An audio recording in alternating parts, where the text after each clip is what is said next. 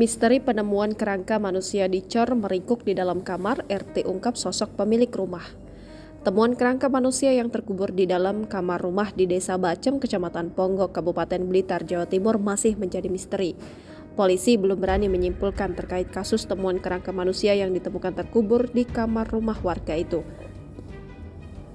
Sebenarnya, pekerja renovasi rumah yang menjadi lokasi ditemukannya kerangka manusia sudah curiga dengan salah satu kamar yang kondisinya digembok di rumah itu sejak seminggu ini.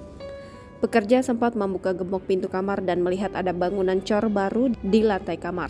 Namun, ketika itu pekerja belum berani membongkar cor di lantai kamar. Pekerja baru membongkar cor di lantai kamar pada Selasa 21 November 2023. Pekerja sempat membuka pintu kamar, melihat ada kejanggalan, ada cor-coran baru, tapi belum berani menggali, kata Ketua RT 7 RW 1 Desa Bacem, Kecamatan Ponggok, Kabupaten Blitar, Sunaryo. Sunaryo mengatakan rumah itu awalnya milik Supriyo Handono yang merupakan warisan dari orang tuanya. Sekitar 2 bulan lalu, Handono menjual rumah itu kepada kakaknya, Domi Ratul Kusnah. Domi Ratul kemudian merenovasi rumah tersebut.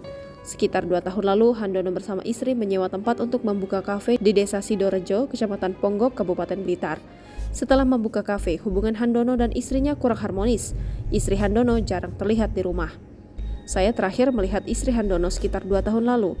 Setelah itu jarang terlihat. Setelah buka kafe, hubungan mereka kurang harmonis.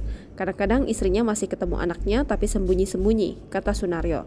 Polres Blitar Kota berkoordinasi dengan tim forensik Bayangkara Kediri dan Lab 4 Polda Jatim untuk menyelidiki temuan kerangka manusia yang terkubur di kamar rumah Desa Bacem, Kecamatan Ponggok, Kabupaten Blitar, Selasa 21 November 2023. Hasil pemeriksaan sementara oleh tim forensik Rumah Sakit Bayangkara Kediri dan Lab 4 Polda Jatim menyebutkan kerangka manusia yang ditemukan terkubur di kamar rumah diduga berjenis kelamin perempuan.